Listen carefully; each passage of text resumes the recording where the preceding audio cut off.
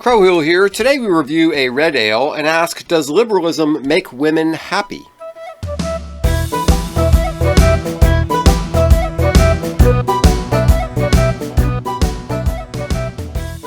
Hey, good evening. Good evening. Hey, Pigweed, how are you? How's it going?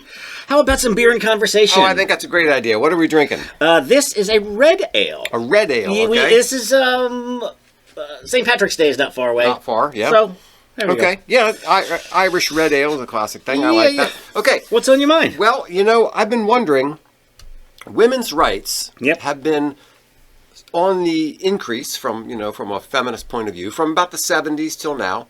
You have women, there's more women in college, there's more women in different careers, more women in the CEO suite, they have access to more jobs. There's more women in positions of power, more female congressmen and senators. Right. We had the first woman vice president. But are women happier? Is it working for them? Well, that would be, though... That's what you'd expect. I mean, that's the goal, right? Yeah. That's what you'd expect. Make life better for women. Not so they'd be less happy. That's what you'd hope. Yeah. Okay. Well, first let's get into this beer here. Okay. So an Irish red is an ale with a little bit of dark crystal in there, just to give it a hint of red. Now this was imperial, because I would say your normal red's going to be in a 5. Yeah. This is a 7. Okay. It's who's this? Imperial hog, or whole hog. Gaelic Storm. Yeah, that's the name of the beer, Gaelic Storm, and Whole Hog's the brewery, right? Right, from Stevens Point, Wisconsin. Okay. Yeah, like that sounds about right. And so I would expect some maltiness. Yeah. And not too much hops. Not too much hops. The aroma is really nice. The aroma does have like a malty and almost a bready kind of a... Bready? Yeah. Very lovely. Very good. Very lovely. Well done. Gaelic Storm. Okay. Yeah. All right. Yeah, I mean... Very nice. St. Patty's Day, after you've had your first 3 Guinness, you might want to switch over to a Gaelic Storm. Sure. Yeah. Very nice. So, does liberalism make women happy? I guess that's the question we're going to... Well, sometimes you just have to go to the science. Okay. And the science of the 2024 American Family Survey found, this isn't good. 37% of conservative women from 18 to 40 report being satisfied with their life. Only 37%? That seems pretty low. That's kind of low. Yeah. Well, but wait a minute. Hold on, what's this? But only 12% of liberal women in the same group said they felt the same way. Whew-wee! 12? Yeah, so ouch! 12 for liberals, 28% for moderates, 37% for conservatives. You'd think maybe the conservatives are doing something right? Yeah, or maybe you'd have to rethink this whole plan of liberalism for women is going to lead to happiness. And let's dig into this thing here and find out, how could such a thing happen? Yeah. So, I mean, we have more women in the workplace. There's all these things that seem like it should be making women happier. I mean, according to what the feminists say. Right. Yay! We get in the car and sit in traffic and go work for 40 hours a day, just like the men, to earn our happiness, just like the men, rather than sitting around the house slaving away, watching kids and playing with them and raising them and reading books to them. That's right. Terrible. Yeah. So we've got 31% of liberal women were married in this same age group. Yeah. And for conservative women, 51%. Okay. Well. Well, that's another thing. Maybe we're getting somewhere. Yeah, that might be something, because marriage is, despite everything you hear from the left, first of all, married people have better sex lives than non-married people. And most people are happier when they're married than when they're not. Because they have somebody. I remember one time, a little while ago, I had something on my back. Like I had to put some cream or something on my back. And I was thinking, what would I do if I didn't have a wife? Ask some guy at the gym. Yeah, right. How would I handle this? Yes. So, I mean, it is nice to have a companion who's there to help you out, and you help them out. It's a mutual beneficial relationship. Yes, you share your life, and you not only share your life, but you're encouraged to be better. Yeah. So, and being better is going to make you happier. So, I'm saying this is Are you shocked by this? No, by these numbers? I'm not shocked that married women are happier than non-married women, and I'm also not shocked that conservative women are more likely to be married than Well, yes, liberal because liberal women have invested more into their careers. In their 20s, in their prime marriageable years. Yeah. I need to focus on me and my career first. Yeah. And then and that's part of the lie of feminism, is that you can have everything. You can focus on your career, and then when you turn 35, you can finally decide to have kids and stuff, and then you find out it's not as easy to have kids when you're 35. Yeah, and your marriageability has dropped. Mm-hmm. So, and prioritize. I like this one. Conservative women are more likely to embrace the differences between men and women and prioritize family and attending church. So, the first part here. Now we're getting to the effects of feminism. Yeah. Men and women are exactly the same. The same rules should apply to men and women all the time in every circumstance, except when it comes to fixing the car and mowing the lawn and Yeah, so and that's so you got family and church. So what's with the church bit here? Well, people tend to be happier when they're involved in a church because they have, for one thing, they're aligned with a certain set of values. For another thing, they have a supportive community. Yeah. They kind of have a structure to their life, and all those kind of things are the kinds of things that make your life more orderly and structured and happy. And the idea of you're not going to church. Well, I mean, okay, so you don't have to put up with all that silliness and everything, but you don't have the same kind of moral structure and the supporting community and other. How would you say? A way to articulate your sense of purpose. Yeah, right. Right. That's right. That you. Yeah, because people feel better when they have a sense of purpose. Yeah. So there's this thing that it's called the paradox of declining female happiness. Despite significant advancements in women's rights and opportunities over the past decades, measurements of subjective well-being indicate that women's happiness has declined both absolutely and relative to men. Yeah. So all this stuff, all this so-called progress in women's rights has done the opposite of what we were told that it was going to do. We were told it was going to make women happier, and it's made them miserable. So, if you've ever watched Libs of TikTok, you'll know what's going on here. And I like this one here is conservative women are less likely to catastrophize about public events and concerns and more likely to think of themselves as captains of their own fate. So yes, do some Libs of TikTok. Yeah. And it's hair on fire. Yes. Some event that has nothing to do with you has now sent you, and not only sent you into tears, but made you want to publicly broadcast it. Yeah. It's amazing how many videos there are of women just melting down over things. Trump is president, and now they just have these crazy crying fits. I don't remember. Trump is president. Now I'm going to sterilize myself. Do you remember all the videos that came out when Biden was elected? All the videos of conservative women melting and threatening to leave the country, but of course not actually. Yeah, and sterilizing themselves and deciding to shave their heads. And remember all those videos?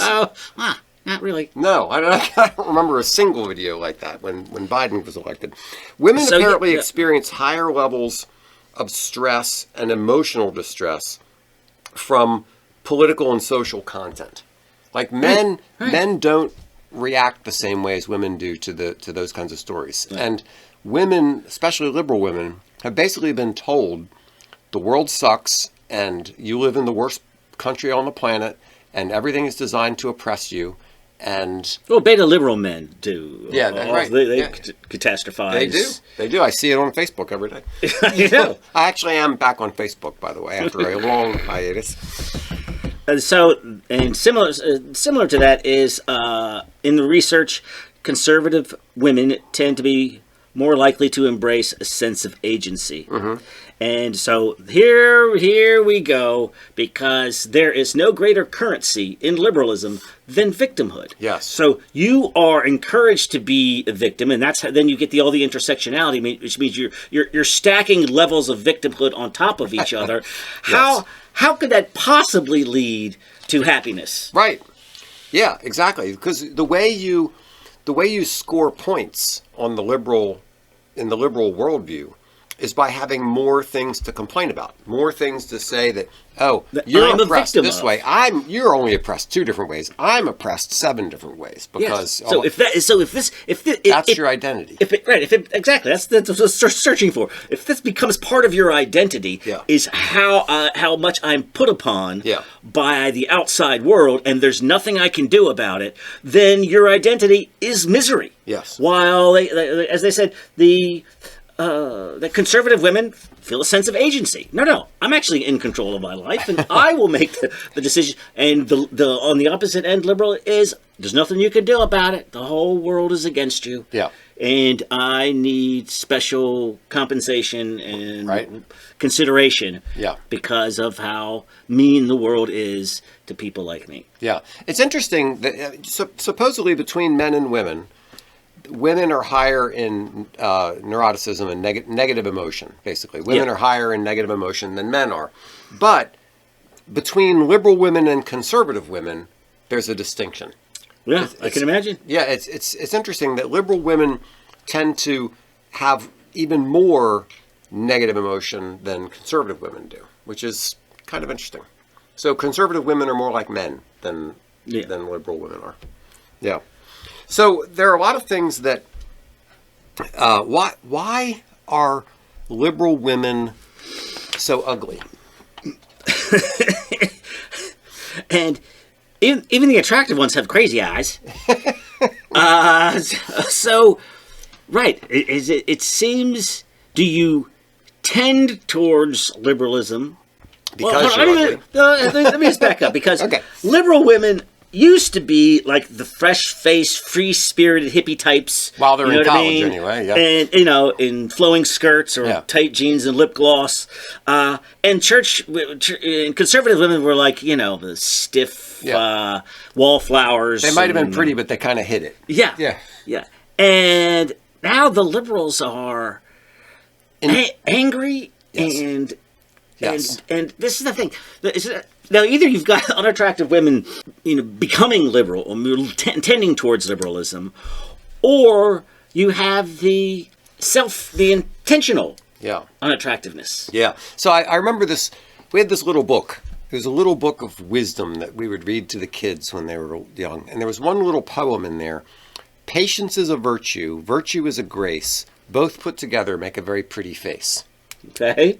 Right? And that kind of seems related here, is that people who have patience and strive for virtue, generally speaking, tend to be more attractive than people who do not, who are angry, And want who to have scowl and they're... and want to present an attractive demeanor. Yes. And look. Mm-hmm. While for some reason, I've got a couple of ideas. Mm-hmm.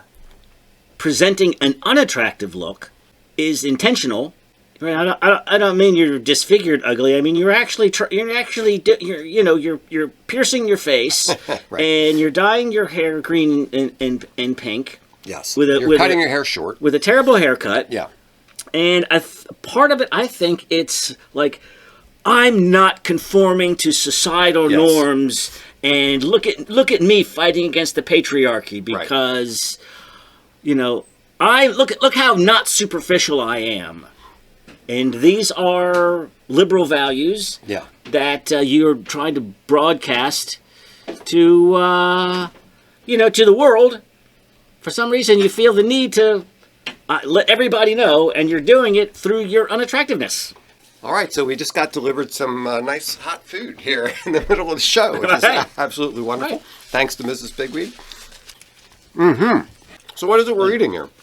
Yes, before she chopped them up, these are what they call flautas, which is, just sort of deep fried tacos. Mm-hmm. And then this would be a It's a sauce. It's like just a salsa and sour cream combo. Okay. And that is a good one there. Yeah. So excellent. Very, very good. Thank you very much. So why are women intentionally making themselves unattractive? You said one reason is because they don't want to bow to the beauty standards of the patriarchy. Yeah. But you know, to a certain extent, that's a bunch of nonsense. It's women who are more critical of the way women look than men. You know, there's this old saying that women would rather undress in front of men than in front of women. Because when women undress in front of women, they're critical. And when women undress in front of men, they're grateful. Yeah. It's right. So piercing your face and wearing pajamas is just it shows how that you're an independent thinker, but it also reminds me of a certain poisonous frog you find in the Amazon, who has bright colors to warn off, to tell others I am toxic. Isn't it interesting that there is something in nature that bright, crazy colors are kind of a universal symbol that I am toxic. If you try to eat me, everybody else is trying to camouflage themselves and hide, and then there's some guys who are just like, these toads are like, you don't want any part of this. Yes, because I am bad. If you try to eat me, you will be sick. Yes. And so that bright magenta frog is a lot like that bright magenta-haired woman at the coffee shop. It's just kind of remarkable, the parallel. I mean, are they dipping into some ancient stereotype? I mean, or some ancient archetype, or is this like biological that I know that I'm toxic, so I'm going to make myself look toxic? And we only discovered it in 2024. So then there's the body positivity, right? Which tells you you can just wear sweatpants and get fat, and that's also somehow empowering. Yeah. And then the rest of us, people can think whatever they want about themselves, but they can't tell us what we're supposed to think. Well, they do. Yeah, they do. That's right. And we pay no attention to them. No, we do not. So now you're unattractive, hostile to men, and because you're hostile to men, you're either a lesbian or consequently lonely. How would that lead to unhappiness? Boy. Yeah, it's hard to draw that line. Hard to draw that line. I mean, let's just start with the basic biological reality that boys are looking for girls and girls are looking for boys. I mean, that's just the way it is across the entire animal kingdom. That's the way it works. And everybody is born with this natural instinctive desire to mate and to have a companion. And when you've decided that men are toxic, men are bad, you don't need men, you need to reject their standards. Yes, and in the process, you're rejecting the standards, and what a surprise, it makes you miserable. Yeah, but at least you're working 40 hours a week at a job that your great-grandmother wouldn't have had. Progress. So, we have this problem of women who are sort of destroying their own lives by making themselves unattractive. They're miserable because they're paying attention to things that make them miserable. They're paying attention to a bunch of a political ideology that teaches them that being oppressed and being miserable and being angry and being upset is virtuous. Yeah. Right? And that of course makes them less attractive. And then they intentionally make themselves less attractive. And lo and behold, they're miserable. They're lonely and unhappy. Yeah. Not much of a surprise. Not much of a surprise at all. Yeah. And I would say the liberals and the Democrats have always, I guess, like since JFK, have told themselves that they are the party of youth. Right, and you had all the whole hippie Woodstock crowd and all of that. So how's it looking right now? When you look at who's leading the Democrat Party and this very young, good-looking Trump team, I mean, you've got Kristi Noem and Tulsi Gabbard. You know who Alina Habba is? One of his lawyers. As a close advisor. Pam Bondi, Caroline Leavitt. This is you've got how about Pete Hegseth over? How about even RFK, who's the only boomer in the bunch? How about that for an upgrade from Admiral Levine? Well, RFK, I've seen him doing some weightlifting. He's ripped. He's a very strong man. Yeah. So yes, you have a bunch of attractive, healthy, and often young people. Yeah, I mean, RFK is the only boom, and the president are the only boomers in the bunch. Everybody else are. And the Republicans have a much deeper bench these days than the Democrats do. Like, who do the Democrats have to rise up and be the next? Hey there, you're not going to get any of this food. Who do they have who's going to step up and be the next leader? You know, Gavin Newsom, I think, is the only person out there. Otherwise, it's just a bunch of old losers. Right. So you're right. So you're looking for youth and attractiveness, and you get Pelosi and Sanders and AOC. Pocahontas and AOC is young and attractive, but she's also a lunatic and is not. Yeah, not ready for prime time. No, I mean, unless they really want to slit their own throats. Yeah. Yeah, she's young and attractive and charismatic and dumber than a pile of rocks. But, yeah. So it seems that this liberal program of the feminist program for women has been a complete failure. It has not made women happier. No. It has been a success in certain ways. There are now more women in Congress. There are more women in positions of power. There are more women in college. But I think the flawed assumption is that making women more like men makes them happier. Yes, right. What else? What else are you striving for? Why do you even want power if it doesn't come with? I want power and misery. Yeah. Right. If none of this is going to bring you joy or happiness or make your life more fulfilling, then what's the point? Yeah. So that was the assumption that if we can that everything that men are doing is wonderful. So if we can make women more like men, they'll be happier. And it just completely rejects the idea that men and women are not the same and they have different goals and things in life. You know, so it was a bad experiment and it's failed. And it's failed. So sorry, ladies. I hope you I root for your happiness, but it probably doesn't come in striving to be the single professional cat lady. Right. Yeah. Okay. You have a letter or a man of the week? How about a man of the week? I haven't done a man of the week in a while. Right. How about Owen Burns? Okay. Yeah. What did Owen do? Owen is 13 years old and he's from Michigan. Okay. He saved his 8-year-old sister from being kidnapped with a slingshot. With little David here. Yes. David got a sling, not a slingshot. He struck the kidnapper on the chest and head by firing marbles and a rock from his slingshot. Well, good for him. Yes. Owen, I think that is fantastic. You are just the kind of man we are looking for on the P&C show. All right. We need little boys who take charge. Thanks so much for listening to Beer and Conversation with Pigweed and Crowhill. Remember to visit us at pigweedandcrowhill.com or send us an email at pigweedshow@gmail.com.